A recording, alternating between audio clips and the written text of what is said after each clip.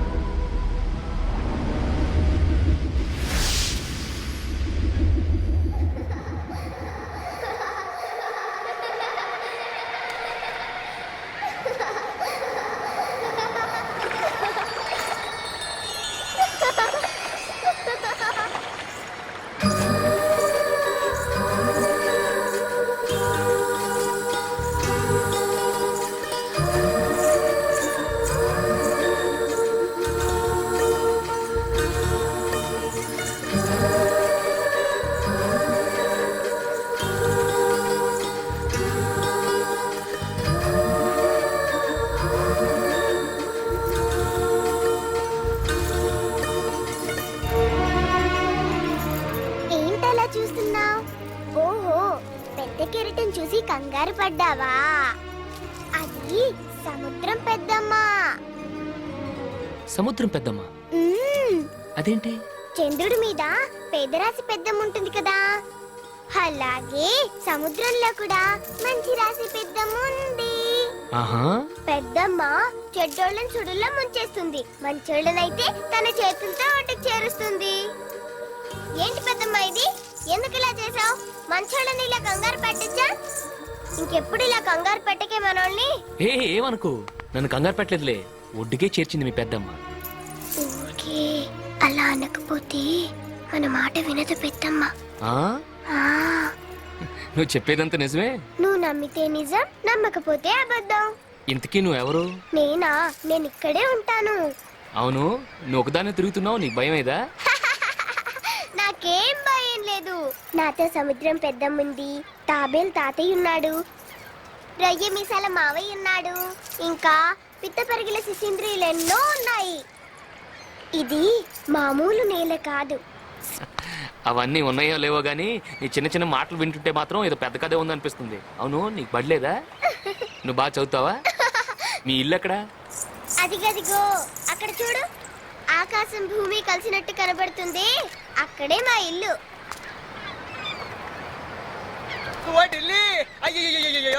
ఈ సముద్రం ఒడ్డున వచ్చి సెటిల్ అయిపోయాయి బాబు. ఇది ప్రొటెక్టెడ్ ఏరియా, ఇక్కడికి వస్తే పోలీసులు బొక్కలు వేస్తారు. నా మోటార్ రిక్షా కాదు, నన్ను కూడా లేకుండా చేసేలా ఉన్నావు. ఇదిగో నా బుద్ధి గడి తిరిగి చెప్పాను. ఈ సముద్రంలో వజ్రాలు వంకాయలు ఉంటాయని. అన్నా, ये समुद्र में कुछ भी नहीं है, ये रालू है, रप्पल है, बड़े बड़े कप्पल है. ఆపరా, దీని గురించి అంతా ఆ పాప చెప్పింది. పాప పాప ఏ పాప? పాప ఇక్కడే ఉందిరా. గుజరాత్ పోలీసు చూసారంటే అండర్ గ్రౌండ్ వేస్తారు.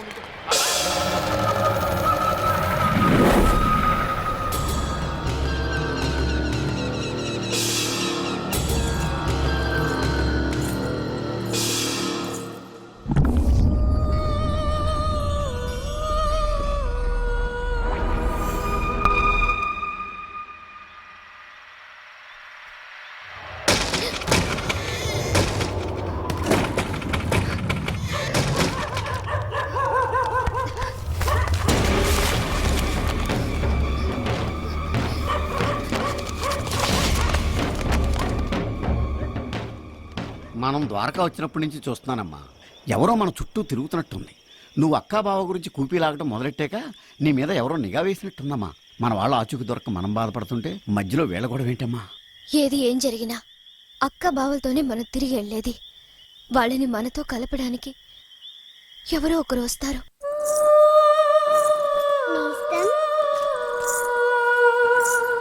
హే రా రా రా, నీ గురించే నేను ఆలోచిస్తున్నాను. అసలు నేను ఇక్కడున్నాను నీకెట్టా తెలుసు? మన మనసుకి నచ్చిన వాళ్ళు ఎక్కడుంటే అక్కడికి మనం వెతుక్కుంటూ వెళ్తాం, వెతుక్కుంటూ వస్తాం. నీ వయసుకి మాటకి సంబంధమే ఉండదు. పెద్ద ఆరిందలా మాట్లాడతావు. అవును, నేను చిన్నప్పుడే చాలా పెద్దదాన్ని అయిపోయాను. నీ పేరేంటి? మా అమ్మ నాన్న నాకు పేరేం పెట్టలేదుగా. మరి నేనేమని పిలవాలి? నేనెలా కనిపిస్తున్నాను? పాపలా. అయితే పాప అని పిలు. ఆ?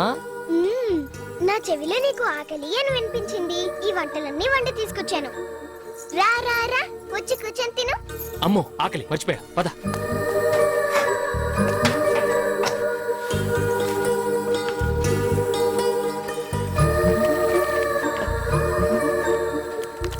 తిను. బాగా లాగిచ్చేస్తాను, ఓకే?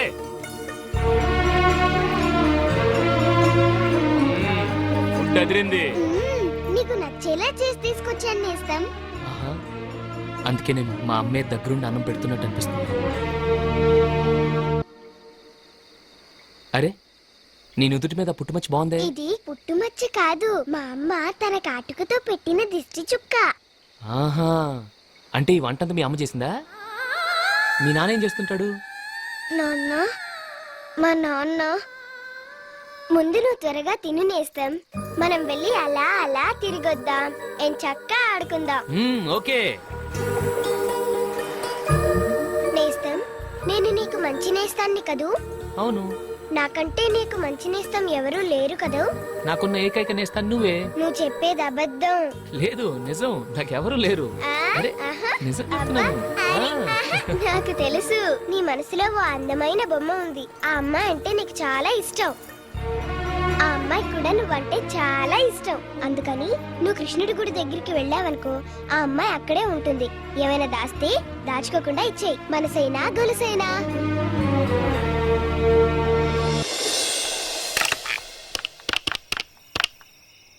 సార్, ఇక్కడికి అమ్మాయి ఇచ్చే అఫీషియల్స్ అందరినీ కలిసి కరుణ గురించి మొత్తం కూపీ లాగుతుంది. ఏం చేయమంటారు sir? Immediately get her. Okay sir.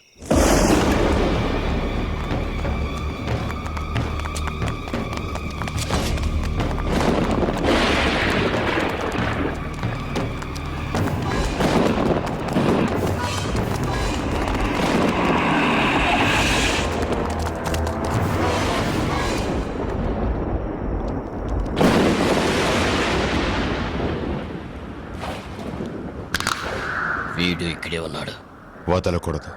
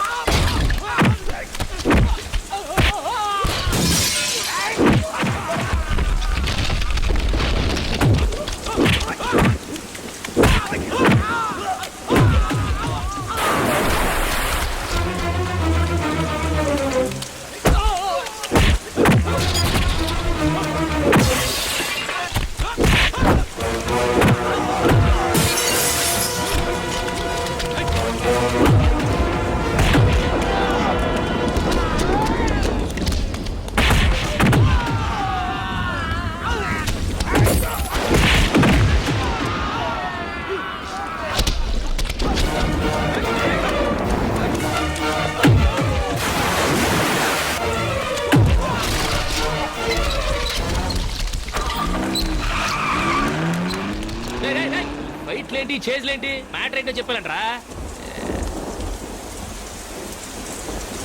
మనం వీళ్ళు నా కోసం వచ్చారు, వాళ్ళు నీ కోసం వచ్చారు. మనకి వీళ్ళకి సంబంధం ఏంటి? మనకెందుకులే కానీ. చూడండి, నేను మాత్రం మీకు క్షమాపణ చెప్పడానికి వచ్చాను. నేను ఒక దొంగని. మీ దగ్గర వజ్రాల నెక్లెస్ ఉందని మీ వెంటపడ్డాను. తర్వాత తెలిసింది మీరు ఆ క్యారెక్టర్స్ కాదండి. ఆ ప్రయత్నంలో జలపాతం వద్ద మీ దగ్గర ఒకటి కొట్టేశాను, మీ నెక్లెస్.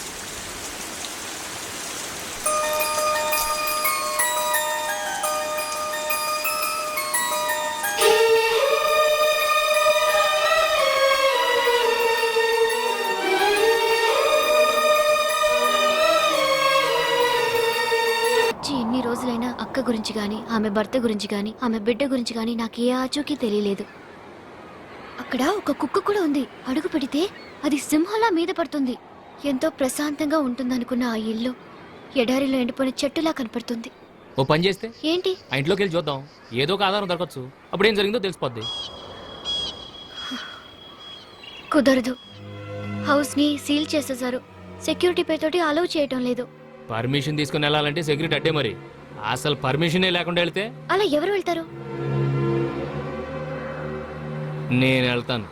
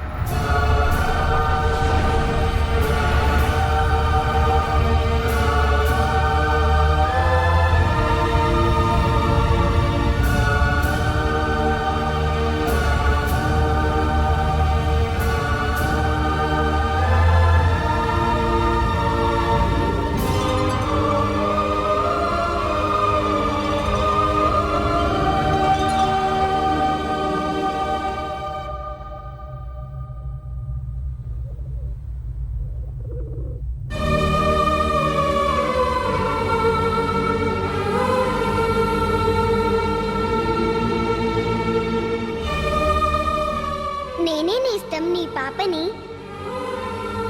ఏంటి నేస్తం, ఇక్కడ నేనేంటి? ఈ విచిత్రం ఏంటని ఆశ్చర్యపోతున్నావా? నీ ఇల్లు ఎక్కడని అడిగావు కదా, ఇదే మా ఇల్లు. ఇది మా నాన్న కూర్చునే కుర్చీ.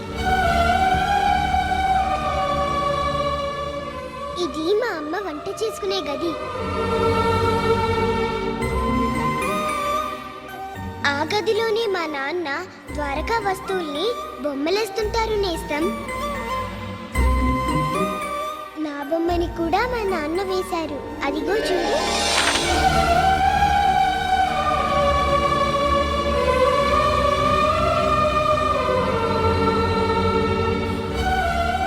నువ్వు సత్య వాళ్ళ అక్క కరుణని వెతుక్కుంటూ వచ్చావు కదూ, ఆమె మా అమ్మ.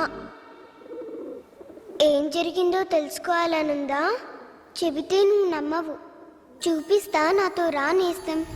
చుక్కల చివరి దాకా తీసుకువెళ్తాను, అంతరిక్షంలోకి తీసుకువెళ్తాను.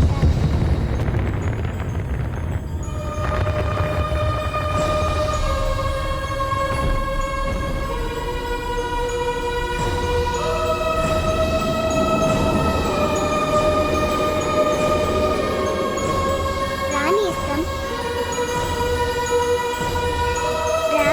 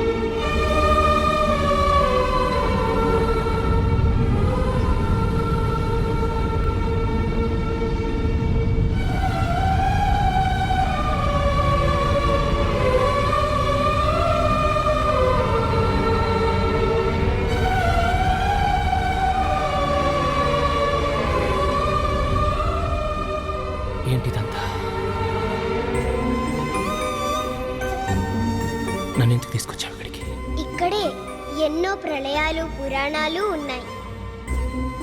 కావ్యాలు కల్లోలాలు అన్నీ ఇక్కడ ఉన్నాయి. ఇప్పటికీ బొమ్మలుగా ఉన్నాయి.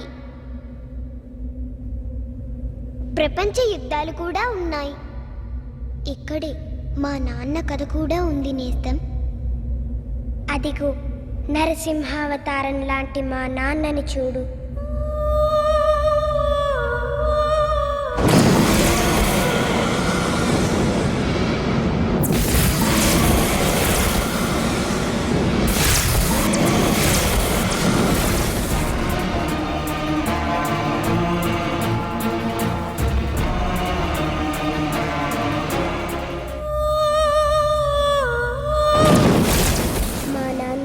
ద్వారకలో పురాతన వస్తువు శాఖలో ఆఫీసర్గా పనిచేసేవారు.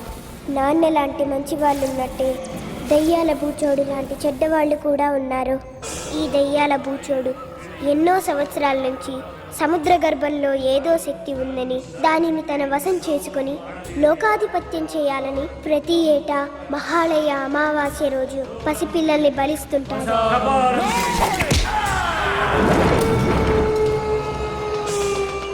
మంత్రోచ్చారణలో దోషముద్దుల్లే. కరో మంత్ర కరో మంత్ర.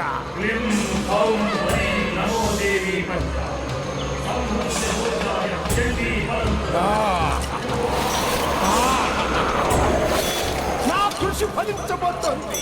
ఆ శక్తి నాకు దక్కే సమయం ఆసన్నమైంది. 30 సంవత్సరాల నా కృషి ఫలించబోతోంది. బలికి సిద్ధం చెయ్యండి.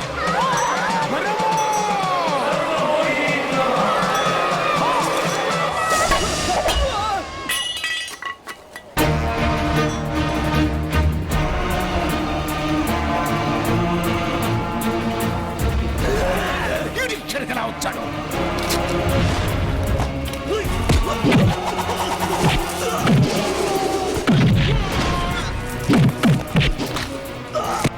నాశనం చేశావు.